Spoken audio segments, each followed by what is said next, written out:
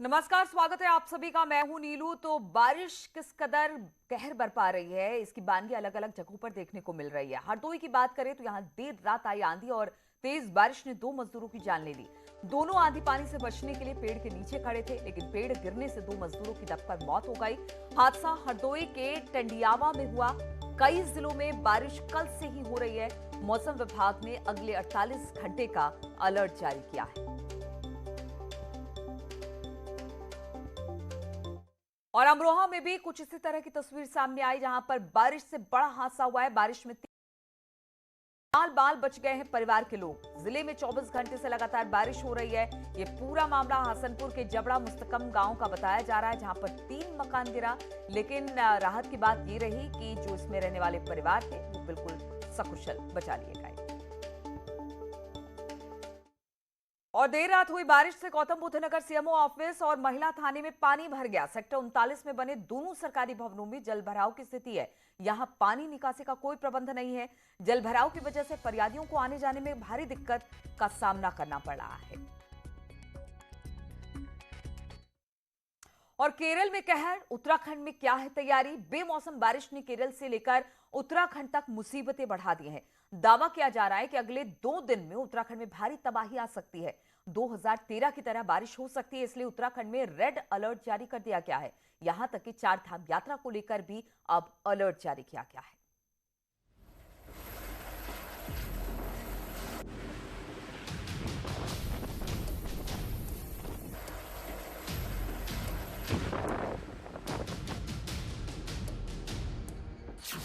केरल में कुदरत का कहर।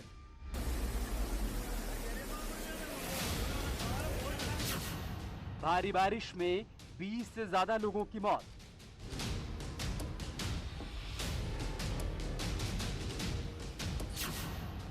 यूपी में भी मौसम की मार से लोग परेशान।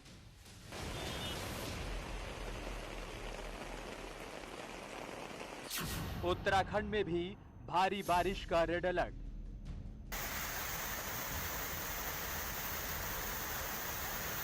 किसी ने सोचा नहीं था कि आधा अक्टूबर बीत जाने के बाद कुदरत कहर बरपाएगी, लेकिन दशहरे के बाद मौसम ने ऐसी करवट ली कि उत्तराखंड में अंधेरा छा गया और बारिश ने मुश्किलें बढ़ा दी।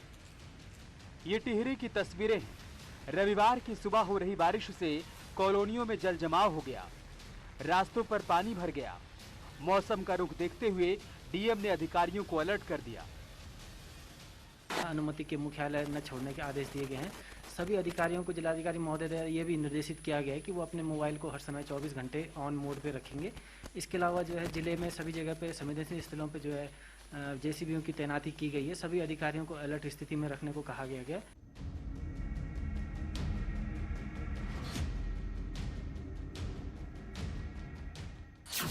उत्तराखंड के मौसम विज्ञान केंद्र ने अलर्ट जारी कर दिया है।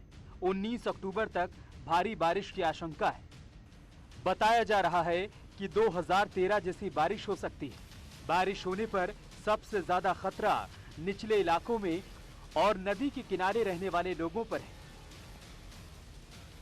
उत्तराखंड में अगले 48 घंटे तेज बारिश का अलर्ट है। मौसम विज्ञान केंद्र की तरफ से कहा गया है कि पश्चिमी विक्षोभ का असर प्रदेश भर में देखने को मिलेगा। लैंडस्लाइड भी कई जगह पर हो सकती है और नदियों का जलस्तर भी बढ़ा रहने वाला है, इसलिए लोग खासतौर पर एहतियात बरतें, पहाड़ों में सफर करने से भी बचें। ये भी मौसम विज्ञान केंद्र की तरफ से कहा गया है और एडवाइजरी जारी कर दी गई है।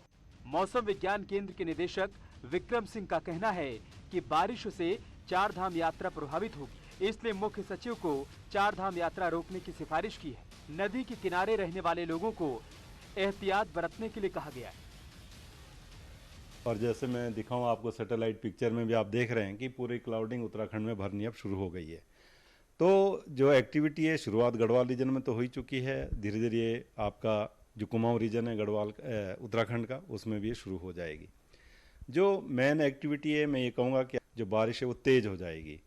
और ये जो एक्टिविटी है करीब करीब आप ये कह सकते हैं कि जो है गढ़वाल रीजन की अगर बात करूं तो 19 तारीख दिन तक वो रहेगी या शाम तक कह सकते हैं। लेकिन कुमाऊं रीजन में बात करूं तो मैं ये करीब करीब जो है 19 तारीख को ही पूरा रहेगा। 20 के मॉर्निंग तक आप कह सकते हो या लेट नाइट ऑफ 19। 18 अक्टूबर को सबसे ज्यादा बारिश होने की आशंका है। इसी को देखते हुए सीएम पुष्कर धामी ने लोगों को चार धाम यात्रा में फिलहाल शामिल नहीं होने की अपील की है। और हमने सभी यात्रियों से भी जो चार धाम यात्रा में बड़ी संख्या में आए हैं उनसे भी हमने अनुरोध किया है कि चूँकि 18 और 19 2 दिन जो है भारी अलर्ट है, ज़्यादा हैवी रेन होने की आवश्यकता है, तो वो अभी 1-2 दिन यात्रा को टाल दें या यात्रा न करें, क्योंकि उनके उसके लिए है, उनके आगे के बचाव के लिए है, सुरक्षा के लिए है। हमने उनसे अनुरोध किया है और उस दिशा में जो भी अच्छा से अच्छा हो सकता है।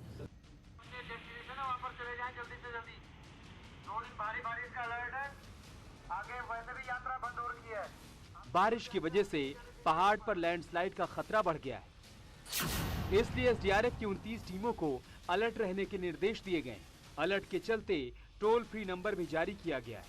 आपदा की स्थिति में 1070 1077 पर कॉल कर सकते हैं। सोमवार को कई जिलों के स्कूल बंद कर दिए गए। क्लास 12 तक के सभी स्कूलों को बंद रखने का निर्देश दिया गया है। बारिश के चलते खेल प्रतियोगिताएं भी नहीं होंगी। 18 और 19 तारीख को होनी थी खेल प्रतियोगिता। मौसम सामान्य होने के बाद खेल प्रतियोगिताएं 20 अक्टूबर को होंगी। सरकार ने अधिकारियों को अलर्ट कर दिया है, लेकिन न्यूज़ 18 की टीम रविवार को जब आपदा प्रबंधन विभाग का जायजा लेने पहुंची तो वहां पर अधिकारी गायब थे और कर्मचारी भी शायद रविवार की छुट्टी मनाने के मूड में थे। प्रदेश में तेज बारिश का अलर्ट है, लेकिन इसकी मॉनिटरिंग करने के लिए बना आपदा प्रबंधन विभाग किस तरीके से काम कर रहा है वो आप यहाँ पर देख सकते हैं।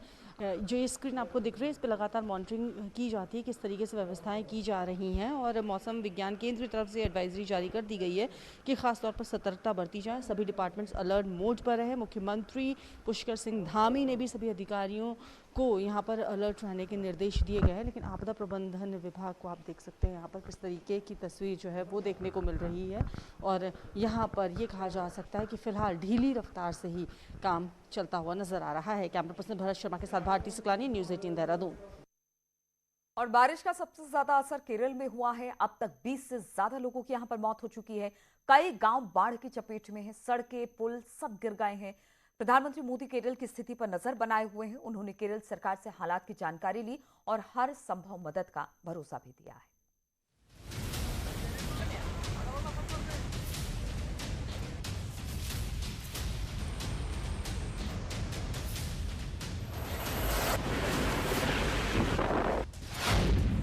केरल में हाहाकार।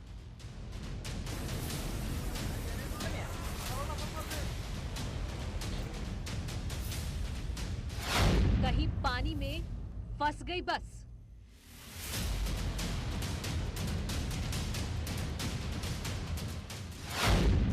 कहीं पानी के प्रहार से टूट गया पुल।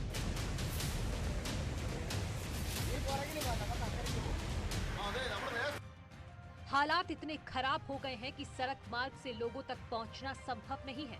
इसीलिए हेलीकॉप्टर की मदद से लोगों को निकाला जा रहा है। अक्टूबर में आई तबाही ने केरल की कमर तोड़ दी है। इन 6 तस्वीरों में बेमौसम बारिश से आई आफत को आप देख सकते हैं।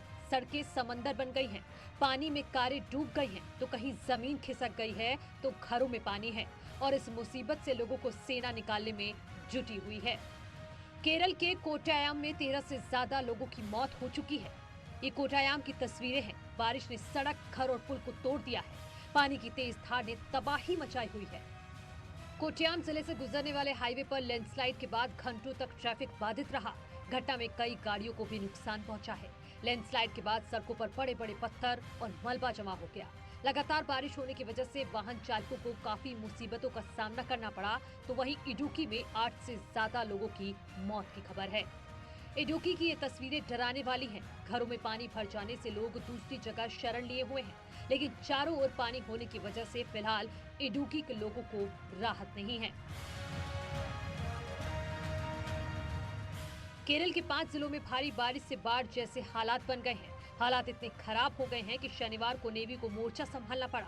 लैंडस्लाइड वाले इलाके में एनडीआरएफ मोर्चे पर है।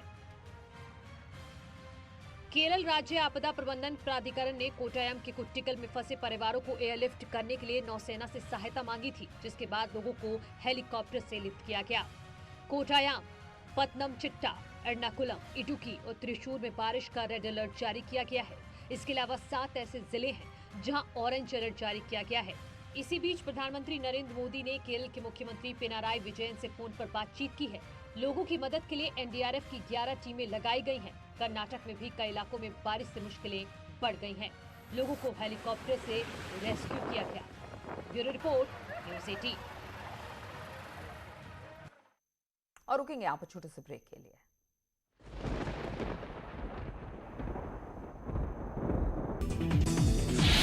संत कबीर नगर में डायरिया का कहर।